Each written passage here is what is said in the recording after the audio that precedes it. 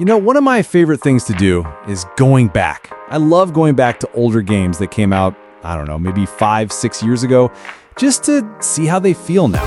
And if you're anything like me, and you get that same kind of itch to dive back into older games, then you might want to give some of these a shot again. As always, I'm Daniel, and today, 20 amazing games worth revisiting in 2025.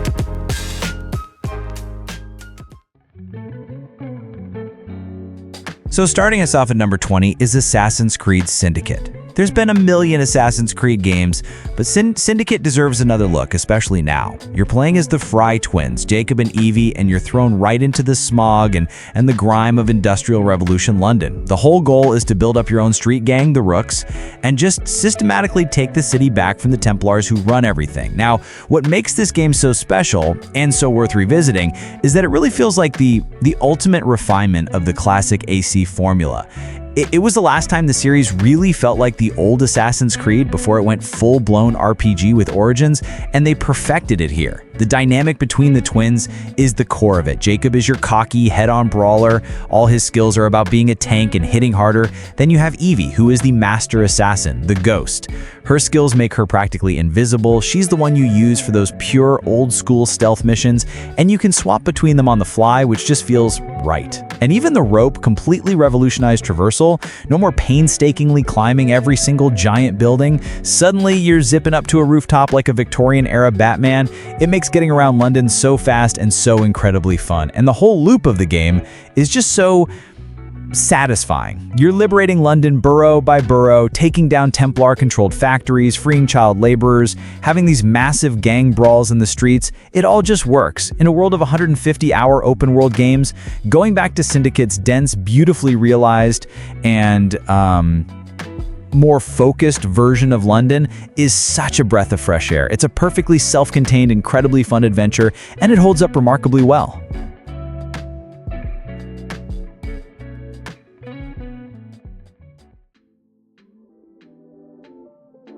So next up at number 19 is Soma, and this is a heavy one.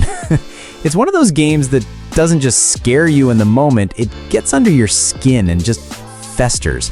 You start out as this completely normal dude, Simon Jarrett, who goes in for an experimental brain scan after a car crash.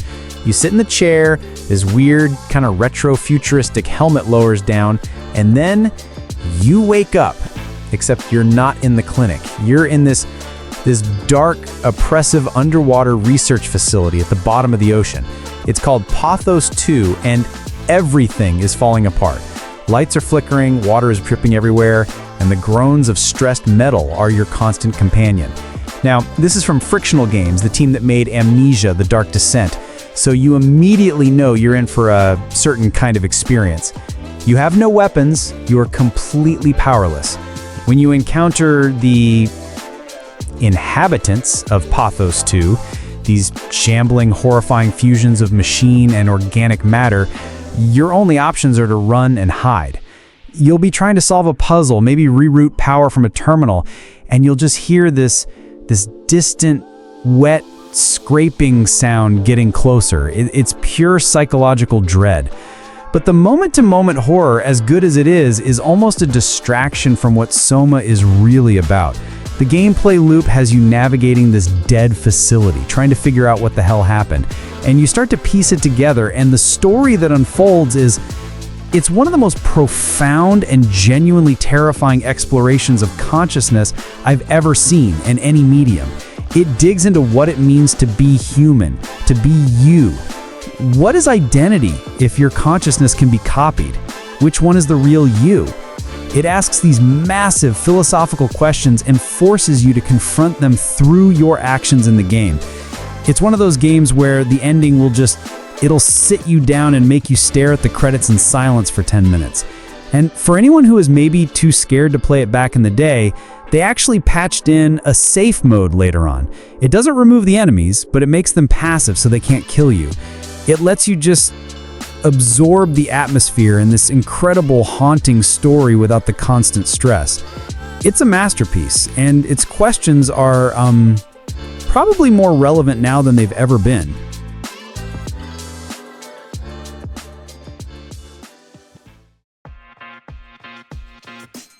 At number 18 is Hollow Knight. Man, I feel like everything that can be said about this game has already been said, but it just doesn't matter. It's still a masterpiece. You play as this little silent nameless knight, and you arrive in the fading town of Dirtmouth, which sits on top of this vast, forgotten insect kingdom called Shiniest. And your only real goal at first is just to go down, to explore this dead kingdom and uncover the mystery of the infection that destroyed it. And the world of Shiniest, it is the real star here. This is a Metroidvania, but it's one that truly embraces the feeling of being lost. It doesn't hold your hand. You'll enter a new area and you won't have a map. You have to find the cartographer Cornifer, humming away in some corner, and buy a blank map from him. And even then, you have to fill it in yourself by exploring and then resting at a bench to update it.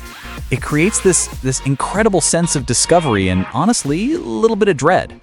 You explore, you find a new ability like the Mothwing Cloak that lets you dash, or the Mantis Claw that lets you cling to walls, and suddenly your brain just lights up as you remember all those places you couldn't reach before. The combat looks simple at first. You've got one button for your nail attack, but it is so tight, so precise, and so demanding. You learn to pogo off enemies by downstriking them, and you gather soul from hitting them, which you can then use to either heal yourself or unleash powerful spells. And the bosses are on another level. They're not just damage sponges. Each one is a duel, a dance that you have to learn. They're incredibly hard, but they are always fair. When you finally beat a boss like the Mantis Lords after your 30th try, the feeling of victory is just euphoric. And all of this is wrapped in this absolutely gorgeous hand-drawn art style that's both cute and incredibly melancholy. It is a landmark achievement in indie gaming.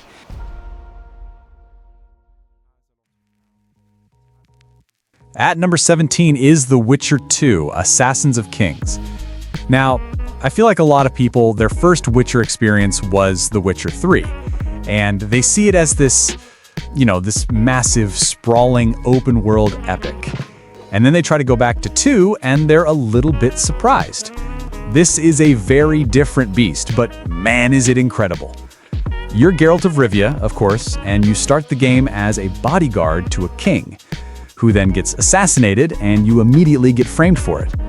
So the whole game is this desperate, gritty manhunt as you try to clear your name and track down the real Kingslayer, another Witcher named Letho. And the gameplay is much more unforgiving than the third game. The combat is incredibly deliberate. You can't just wade into a group of 5 enemies spamming your light attack and expect to win. You have to use your signs, you have to drink your potions before a fight, you have to use your oils. Preparation is absolutely everything. And even if the animations feels a little bit clunky, especially with the rolling, it is still so rewarding.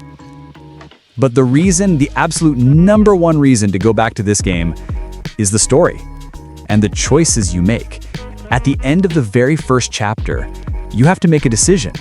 And this isn't some Telltale style, they will remember that kind of choice. This decision completely changes the entire second act of the game.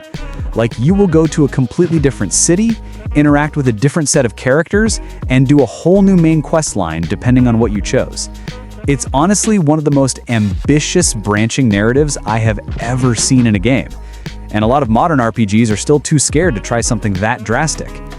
It's this dense, dark, political thriller that really sets the stage for the invasion of Nilfgaard and everything that happens in the third game.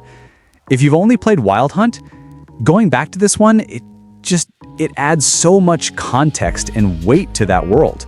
It's a masterpiece of RPG storytelling.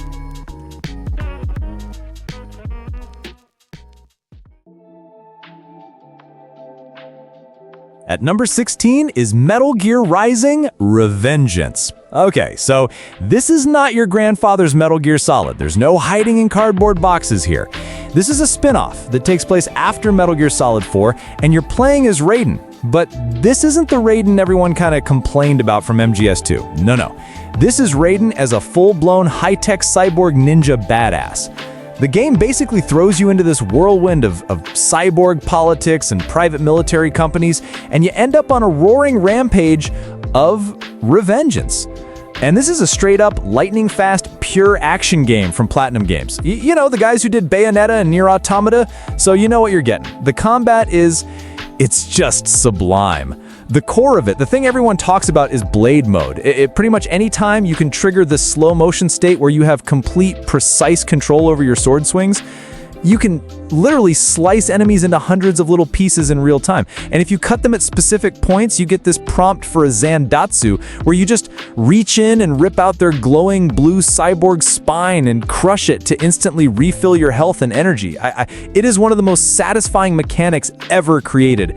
The whole combat system is built around this incredibly aggressive parry. There's no block button. You have to flick the stick towards the attack right as it's about to hit you to parry it, which opens them up for a counterattack. It forces you to be right in the enemy's face, constantly on the offensive. And all of this is set to one of the most legendary high-octane soundtracks. The second a big fight kicks off, or you get to the climax of a boss battle, this insane heavy metal track with full-on vocals just erupts. It's pure hype fuel. And the bosses are these huge, over-the-top personalities, from a cyborg with a dozen arms to Senator Armstrong. It's a game that is completely self-aware of how ridiculous it is, and it just leans into it so hard. It's this perfectly paced, absurdly fun, pure adrenaline rush that, honestly, nobody has really replicated since.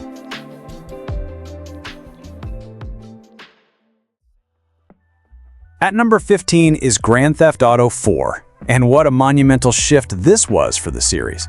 We were all coming off the high of San Andreas, right? With its jetpacks and its massive sunny state to cause chaos in. And then this game comes out and it's heavy.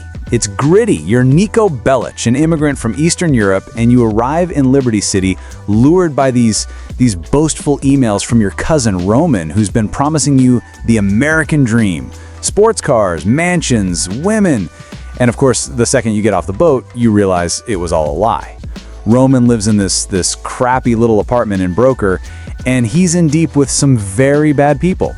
So you're dragged right back into the violent life you were trying to escape.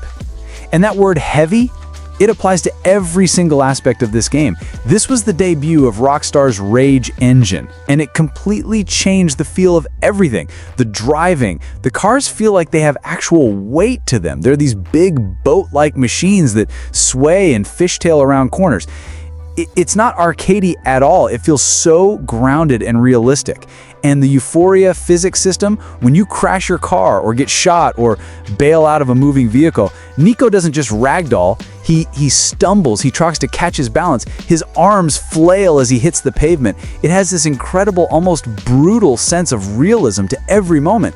And Liberty City itself, it's not a sunny playground in the same way Los Santos is. It's a character in its own right.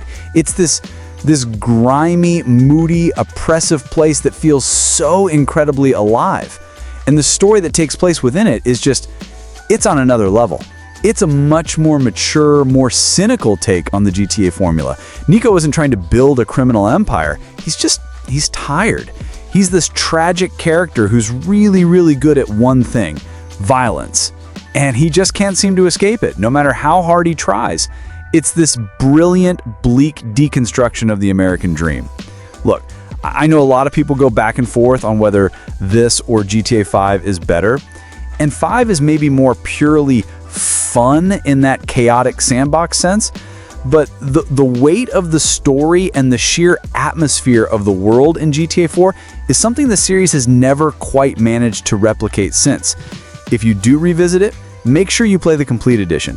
The 2 DLCs, The Lost and Damned and The Ballad of Gay Tony. They're these incredible, full-size stories that show you completely different sides of Liberty City's criminal underworld. Man, this game is just an absolute gem.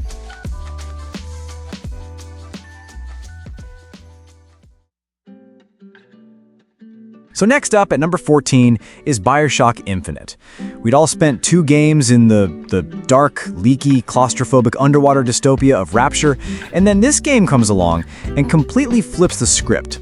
You're Booker DeWitt, a former Pinkerton agent, a guy who is drowning in debt and haunted by his past, and you're given a simple job: bring us the girl and wipe away the debt. The girl is Elizabeth, and she's being held in a city not under the sea, but in the clouds. In that first arrival in Colombia, my God, it's one of the greatest introductions in gaming history. You're shot up into the sky and you breach the clouds and you see it, this bright, beautiful, vibrant city floating in the air. It's this patriotic, idyllic American utopia, or at least that's how it seems on the surface. Of course, it doesn't take long for you to see the rotten ultra-nationalist core underneath all the beauty. The gameplay just explodes in scale compared to the first two games. The combat arenas are huge and multi-layered, and that's because of the skylines, these magnetic roller coaster-like rails that crisscross the entire city. You can leap onto them at any time, zipping around the battlefield at high speed, dropping down on enemies from above, and then leaping back on to escape. It adds this incredible sense of speed and verticality to every single fight. And the absolute heart of the game, the thing that makes it all work, is Elizabeth. She is, without a doubt, one of the best companion characters ever created. She's not an escort mission, she's your partner. In combat, she'll find you ammo, health, or salts for your vigors, the game's version of plasmids, right when you need them most. And then there's her ability to tear holes in reality. She can pull things from other dimensions into your world, cover, turrets, weapon caches. It's an incredible tactical tool. And all of this is in service of this wild, complex, mind-bending story about destiny, choice, and theoretical physics. The journey you go on with Booker and Elizabeth is unforgettable. It's a masterpiece of storytelling.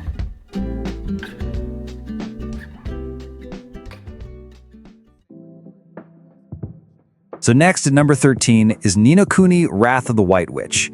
Sometimes you just need a game that feels like a warm hug, and this is that game. It's this beautiful, heartfelt, and honestly heartbreaking story. You play as this young boy named Oliver, who lives in this idyllic 1950s-style American town. And in the very beginning of the game, a tragedy happens and his mother dies. And in his grief, his tears bring one of his stuffed dolls to life, who reveals he's actually Drippy, High Lord of the Fairies. And he tells Oliver that he might be able to bring his mother back if he comes with him to another world to become a wizard. It was a collaboration between the developer Level 5 and the legendary animation house Studio Ghibli. The art, the character designs, the absolutely gorgeous animated cutscenes, it's all them. And the music was composed by Joe Hisaishi, the guy who did the scores for pretty much every Ghibli movie you love. The entire presentation is it's magical. The gameplay itself is this really unique JRPG. The combat is a mix of real-time movement and turn-based commands. But the real hook is the monster catching. It's basically Pokemon. You fight these adorable creatures called familiars, and you can tame them and have them join your party. You can train them, feed them treats, evolve them. It's an incredibly deep and addicting system. But you're not just fighting. A huge part of the game is about healing people. Oliver learns he can mend broken hearts. You'll find someone who's lost their enthusiasm, or their kindness, or their courage. And you'll have to find someone else in the world who has an overabundance of that emotion, borrow a piece of it, and bring it back to heal the person who's suffering. It's such a pure and wholesome mechanic that ties the whole adventure together. The remastered version that's out now is the perfect way to experience it. It's just this beautiful, earnest adventure that will absolutely make you cry, but in the best way possible.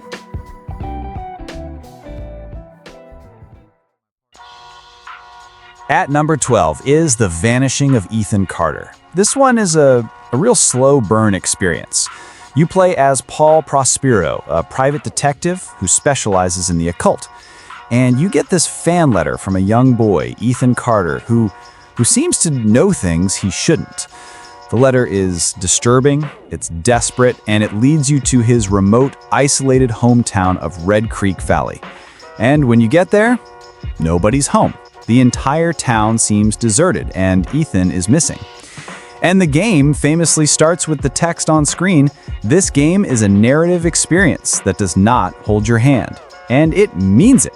There are no map markers, no objective lists, there's just the world, and you walk. It's one of those games that people might call a walking simulator, but that's really selling it short. You are an investigator, and your goal is to piece together the dark, horrifying story of what happened to Ethan and his family. Your main ability is that you can sort of touch objects and sense the past. You'll stumble upon a crime scene, maybe some bloody bear traps by a railway line, and you have to find all the clues in the area. Once you have them, you can piece together the sequence of events, and you're rewarded with this ghostly, spectral flashback that shows you exactly what happened. It's this fantastic puzzle mechanic that makes you feel like a genuine paranormal detective. But the real character here is Red Creek Valley itself. This game was one of the first to really make a name for itself using a technology called photogrammetry, where they take thousands of photos of real-world objects and stitch them into the game world.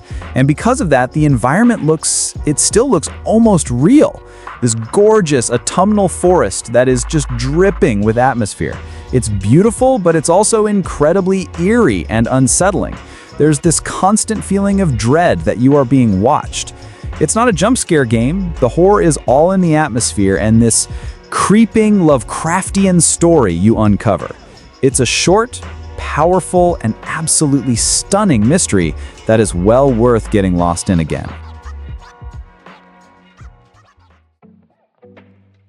At number 11 is Wolfenstein 2: The New Colossus. So this game picks up right after the New Order. The Nazis didn't just win the war, they've taken over America, and our boy BJ is, well, he's wreck. The game starts with you, the ultimate Nazi killing machine, in a wheelchair, broken and battered, rolling through the corridors of a captured Nazi U-boat to mow down fascists. It has a very great opening level.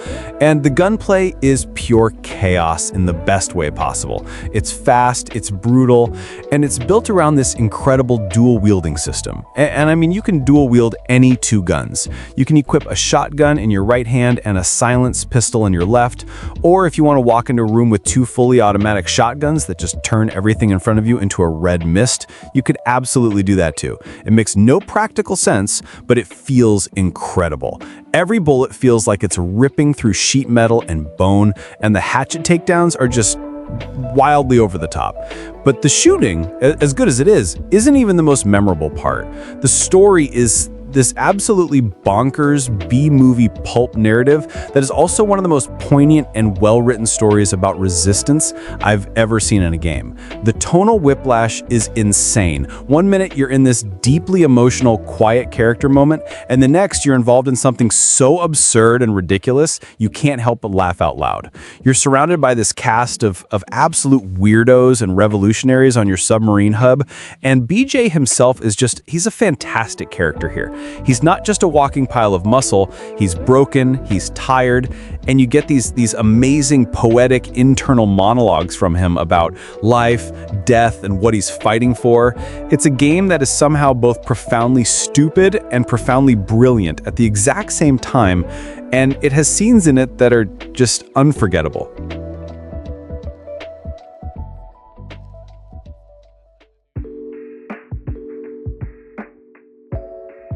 At number 10 is Middle-earth: Shadow of Mordor. I remember when this game was first announced, and I think a lot of us were, a little skeptical. Another Lord of the Rings game, but then it came out and it blew everyone away. You play as Talion, a ranger of Gondor guarding the Black Gate, and in the opening of the game, Sauron's forces return and they execute you, your son, and your wife. But instead of dying, you're brought back by the wraith of the elf lord Celebrimbor, the guy who forged the Rings of Power. And together, you're this immortal fusion of ranger and wraith, and you've got one goal: revenge. Now, on the surface, the gameplay is this fantastic mix of other great games. The combat is heavily inspired by games like Sleeping Dogs. It's that same free-flow system of attacking, dodging, and countering, and it feels just as slick and brutal here. And the traversal and stealth is very reminiscent of Assassin's Creed. You're parkouring all over these crumbling ruins and shanty towns in Mordor, silently taking out Uruks from the shadows. Now we have to talk about the Nemesis system. The Uruk army isn't just a bunch of random, faceless enemies. They have a whole hierarchy of captains and war chiefs, and each one is randomly generated with their own name, title, personality, and most importantly, their own strengths and weaknesses. Let's say you're fighting some random no-name Uru grunt, and he gets a lucky shot in and kills you. Well, he's not a no-name anymore. He gets promoted to a captain. He gets a name like Og the Vile, and he gets stronger. And the next time you see him on the battlefield, he remembers you. He will taunt you about how he killed you before. If you fight him and he escapes, the next time you see him, he might have a new scar where you hit him. If you set a captain who is afraid of fire on fire, he'll freak out and run away. It creates these organic, dynamic rivalries that are completely unique to your playthrough. Later on, you get the ability to dominate these Uruks and turn them to your side, building your own army from within their ranks to take down the war chiefs. It was this bolt from the blue that nobody saw coming, creating these incredible player-driven stories. It's so good, in fact, that WB Games actually patented the system, which is why you haven't really seen anything else quite like it since. It's a phenomenal game.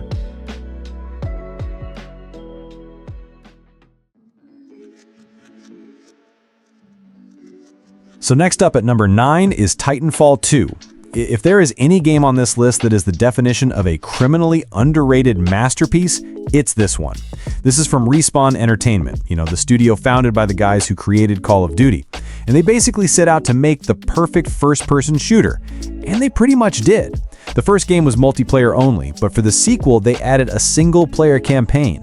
And it's not just some tacked-on afterthought, it is, without any exaggeration, one of the greatest FPS campaigns ever made. You play as Jack Cooper, a low-level rifleman who dreams of being a pilot. And through a series of unfortunate events, you're stranded on an alien planet, and you get linked up with this Vanguard-class Titan, BT-7274. And the entire game is built around the relationship, the bond that forms between you and this giant walking tank. BT isn't just a vehicle, he's your partner. He has this dry, logical, almost innocent personality, and you're constantly having conversations with him, choosing dialogue options.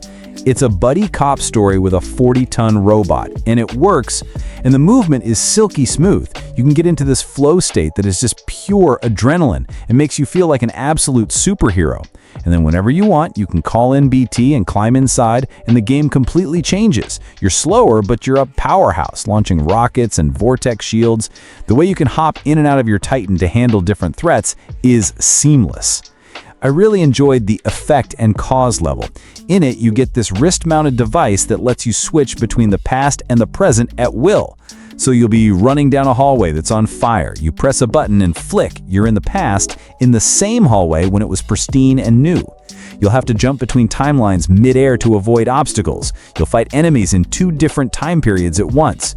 It is a moment of pure, jaw-dropping game design genius. The whole thing is this perfectly paced, incredibly inventive, and genuinely heartfelt adventure that everyone should play.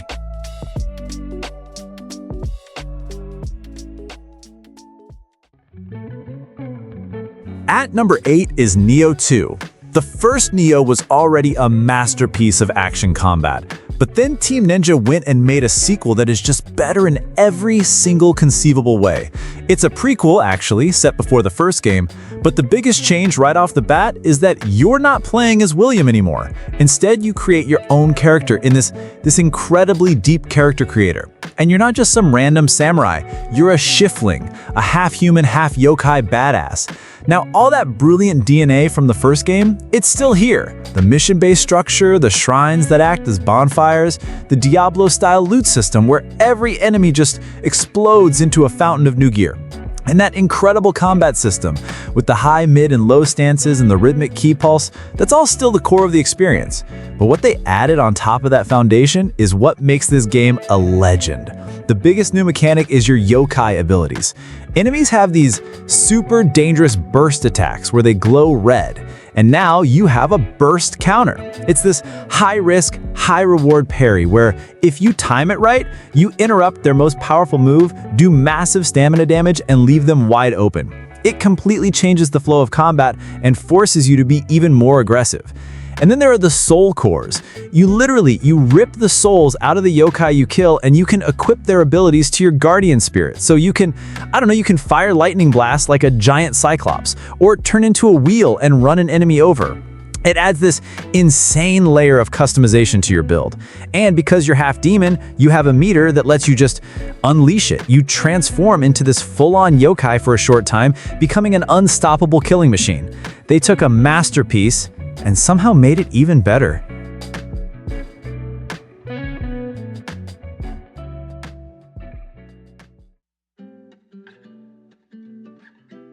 At number 7 is Firewatch. This is one of those games that's less about complex mechanics and more about a feeling, an atmosphere. You play as a guy named Henry, and the game opens with this text-based story of his life and his relationship with his wife, and man, it is an absolute gut punch. It sets the stage perfectly. To escape his life, he takes a job as a fire lookout for the summer in the middle of the Shoshone National Forest in Wyoming. The entire game, it's just you, a walkie-talkie, and the vast, empty wilderness. Your only point of human contact is your supervisor, a woman named Delilah, who's in another lookout tower miles away. You never see her. You only ever speak to her over the radio. And the absolute heart and soul of this game is the relationship you build with her. The writing and the voice acting is just, it's on another level. The back and forth banter is witty, it's awkward, it's funny, it's real, and the dialogue choices you make genuinely shape the dynamic between you two. And the world itself is absolutely stunning. The art style from the artist Ollie Moss is this beautiful, warm, vibrant look that just makes you want to stop and take screenshots every 10 feet. But that beauty also creates this profound sense of isolation. You are completely and utterly alone out there. You don't have a minimap or a GPS. You have a paper map and a compass. You actually have to stop, pull out your map, check your location, and get your bearings. It makes you feel so grounded in that world. And as the summer goes on, this quiet job of watching for fires turns into this gripping mystery. Strange things start happening. You feel like you're being watched. And the game does this incredible job of building the sense of paranoia and dread, all while you're just talking to this one person on the radio. It's a game about running away from your problems and the impossibility of actually doing that. It's this beautiful, bittersweet, and an incredibly human story that's just perfect to experience again on a quiet weekend. At number 6 is Resident Evil 7 Biohazard. We have to remember where the Resident Evil series was before this game came out. We were coming off of Resident Evil 6, which was this globe-trotting, over-the-top, co-op action game where you were suplexing zombies and flying jets. It was completely off the rails. And a lot of us, the old school fans, we were worried. We thought the survival horror was gone for good. Then this game dropped, and it's a complete, terrifying reset. They threw everything out. It's not third person anymore, it's first person. And you're not playing as some super soldier like Chris Redfield or Leon Kennedy. You're Ethan Winters, just some guy, a nobody.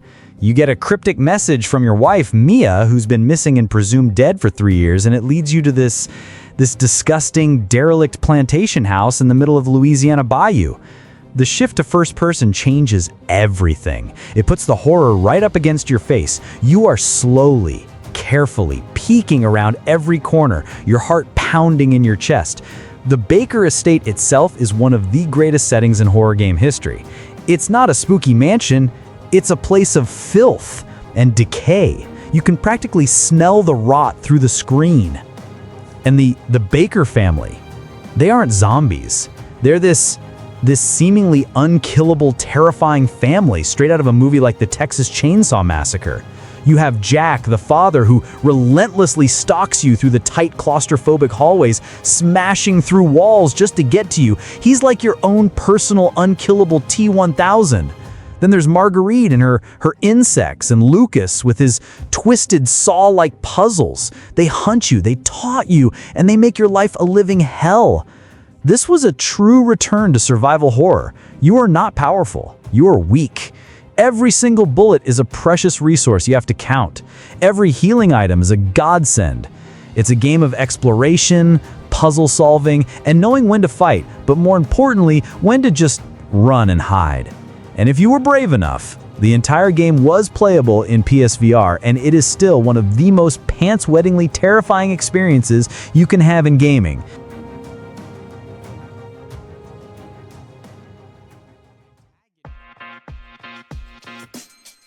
At number 5 is Frostpunk. So this is the game that asks you one simple question.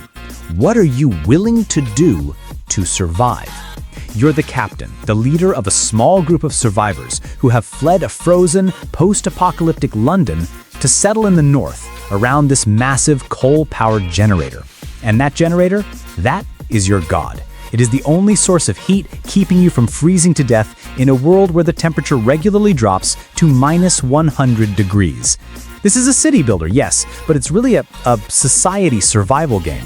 You're not worried about zoning residential or commercial districts. You're worried about whether you have enough coal to keep the generator from sputtering out during the night. You're building tents, not houses, tents, close enough to the heat so people don't get sick. You're sending freezing, starving people out into the frozen wastes to scavenge for wood, steel, and more coal. But the real game here isn't in the building. It's in the laws you pass. Through the Book of Laws, you have to make these absolutely gut-wrenching decisions. The very first one the game presents you with, child labor. Do you put the children to work in safe jobs, like the cookhouse, to keep your city afloat? Or do you build a shelter for them, knowing it'll slow down your progress? Later, when food is scarce, you get options. Do you make watery soup to feed more people, which increases discontent? Or do you start adding sawdust to the food to stretch it out, which makes people sick? In every single one of these choices, it affects your two main resources, which aren't wood or steel. They're hope and discontent. And if hope falls to zero or discontent fills up completely, they will overthrow you. You'll be banished into the frozen wasteland to die. This is from 11-Bit Studios, the same people who made this War of Mine, so they are masters of this kind of oppressive, choice-driven gameplay. It is one of the most stressful games I have ever played in the best possible way.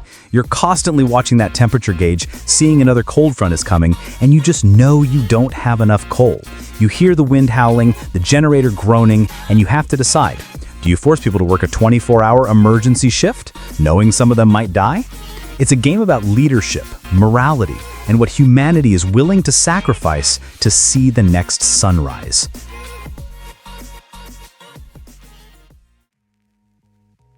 So number 4 is A Way Out. Now this is a co-op game, and I mean that literally. You cannot play this game by yourself. It is a mandatory 2-player split-screen experience, and that is what makes it so damn special. This is from Hazelight Studios and Joseph Fares, the super passionate guy who, before he made It Takes Two, made this, and it was this bold, uncompromising vision. You and a friend play as two convicts, Vincent and Leo. Leo is the hot-headed, impulsive brawler, and Vincent is the more calm, collected, thoughtful one. And they have to team up to break out of prison and go on the run from the law. It's basically a playable 70s buddy cop movie, except, you're the criminals. And the entire game is presented in this dynamic split screen. Even if you're playing online, the screen is split. And they do such clever things with it. One of you might be in a cutscene, talking to a guard to create a distraction, while the other player is still in full control, sneaking around in the background, trying to find a tool. It makes you feel so connected because you are always aware of what your partner is doing. The gameplay is constantly changing. It's not a super deep third-person shooter. It's not a super deep stealth game. It's a little bit of everything. One minute you're working together to unscrew a toilet from a wall. The next, you're in a high-speed car chase where one of you is driving and the other is shooting out the window. Then you're in a hospital shootout, and then you're just taking a break to play a game of Connect 4 or go fishing. It's all about the shared experience. It forces you to talk, to coordinate. Okay, you distract him, I'll sneak by. On 3, we both push this button. It's this incredible bonding experience, not just for Leo and Vincent, but for you and the friend you're playing with. And the story, the story goes to some really unexpected places. It has an ending that, well, let's just say it's an ending that will have you and your friend talking about it for a long, long time after the credits roll.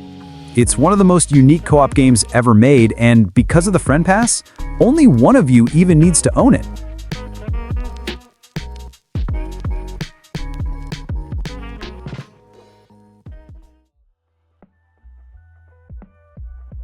All right, coming in at number 3 is Metro Last Light. And what makes this game just unforgettable is the atmosphere. I don't think any other series has ever captured this feeling of pure, suffocating dread and beauty quite like Metro. This is set in the post-apocalyptic ruins of Moscow, where the last remnants of humanity have survived a nuclear war by retreating into the subway tunnels. It's a whole society, a whole generation born and raised underground, with different factions and stations acting as city-states. You play as Artyom, and this is a direct sequel to Metro 2033. You're dealing with the heavy consequences of the first game's ending, racked with guilt and searching for some kind of redemption. And this journey takes you all across the claustrophobic, dimly lit metro system. And the immersion here is it's on another level. The game is obsessed with the little things that ground you in its world. You have to manually wipe the grime and blood off your gas mask's visor. You have a hand-crank charger to power your flashlight. You check your ammo by literally looking at the magazine. You are constantly, and I mean constantly, on the edge. You're checking your watch to see how many minutes of air you have left in your filter. You're counting every single bullet because the good ones, the military-grade rounds, are literally your money. You have to decide, do I use this good ammo to kill this monster faster, or do I save it to buy more medkits at the next friendly station? It's this perfect survival shooter where every decision feels weighty. And then you go to the surface and the game completely transforms. You're in this frozen, irradiated, and terrifyingly beautiful wasteland. And that timer on your watch for your air filter is constantly ticking down. Every second you're up there feels like you're holding your breath, rushing from one objective to the next, praying you find another filter before your last one runs out and you start to choke. It's this incredible mix of tense, stealth action against both mutated monsters and desperate human factions, all wrapped up in this story that's way more poignant and spiritual than you'd expect. If you're gonna play it, the Redux version is the way to go. It's just a masterclass in world building and atmosphere.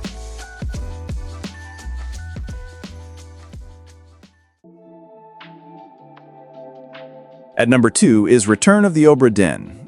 I honestly don't even know where to begin with this game. This game is a work of genius, and I don't use that word lightly. It is one of the most unique and intellectually satisfying video games I have ever played. The premise is simple. It's 1807. The merchant ship, the Obra Dinn, which was declared lost at sea 5 years ago, has just mysteriously drifted into port with no crew. You are an insurance investigator for the East India Company, and your job is to board the ship and figure out what the hell happened. You have a logbook with a crew manifest, a list of all 60 souls who were on board, and your goal is to determine the identity and the fate of every single one of them. And to do this, you have a tool, a magical pocket watch called the Memento Mortem. And when you find the remains of a body, a skeleton slumped in a chair, a pile of bones on the deck, you can use the watch, and what it does is, it transports you. First, you hear the final few seconds of that person's life, a gunshot, a scream, the splintering of wood, and then bam, you are standing inside a single frozen moment in time, a perfect 3D diorama of the exact instant that person died. You can't interact with this memory, you can only walk around in it and observe. You see who died, you see how they died. Maybe they were shot, well, you can follow the trajectory of the bullet back to the person holding the gun. Maybe they were crushed by a falling piece of cargo. And in that same frozen scene, you see other crew members, their faces frozen in shock or anger. And then you have to take that visual information, go back to your book with its list of names and hand-drawn portraits, and start connecting the dots. Okay, the guy who just got stabbed was wearing the surgeon's uniform. Let's find him in the manifest. The guy holding the knife has a Russian accent in the audio. Who on the crew list is from Russia? The game does not confirm your deductions one by one. You can identify someone and state their cause of death, but the game tells you nothing. It only confirms that you are correct once you have locked in 3 correct fates. And the feeling you get when you finally solve your 3rd fate in a set and the text changes, it's a jolt of pure dopamine. It makes you feel like the smartest person on the planet. All of this is presented in this stark, stunning, 1-bit monochromatic art style that looks like an old Macintosh game. It's not a gimmick, it's a tool that forces you to pay attention to shapes, clothing, and silhouettes instead of color. This is, without any competition, the greatest detective game ever made. It doesn't hold your hand, it respects your intelligence completely. It is a once-in-a-generation masterpiece.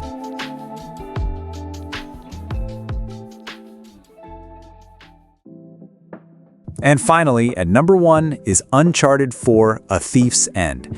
And what a way to say goodbye. We find Nathan Drake years after his last adventure. He's settled down, he's married to Elena, he's got a mortgage, a regular job doing salvage diving. He's tried to leave the treasure hunting life behind him. And you can just feel that itch. He's a little bit bored, you know? And then his brother, Sam, who he thought was dead for 15 years, just shows up on his doorstep. And Sam's in a lot of trouble, and he needs Nate's help to find the legendary treasure of the pirate Henry Avery. And just like that, you're pulled back in for one last ride. The tone is so much more mature, more grounded. The writing is just, it's on a whole other level. This isn't just a fun, pulpy adventure story anymore. I mean, it is that, but it's also this incredibly poignant look at obsession, at family, and the difficulty of letting go of the person you used to be. The quiet, character-driven moments between Nate and Elena or Nate and Sam are honestly just as powerful as the massive, explosive set pieces. But don't get me wrong, the spectacle is still here. The gameplay is the absolute peak of the series. The levels are so much bigger now, more open. You're driving a Jeep through this huge, semi-open world slice of Madagascar, choosing which path to take. And the grappling hook, it completely changes everything. It adds this incredible sense of momentum and verticality to both the platforming and the combat. You can be in a firefight, swing off a cliff, drop down on an enemy from above, and then roll into cover. It feels incredible. The stealth is also way more viable now. You can hide in tall grass, mark enemies, and methodically clear out an entire area without ever firing a shot, which is so satisfying. It all just comes together to create this perfect blockbuster experience. It's this beautiful, spectacular, and deeply heartfelt conclusion to Nathan Drake's story. It's a game that respects its characters and its audience, and it is, for my money, the perfect adventure game. If you enjoyed this video, make sure to leave a like, subscribe, and also turn on the notifications. And lastly, don't forget to drink water and get some sun. Thanks for watching, and I'll catch you in the next one.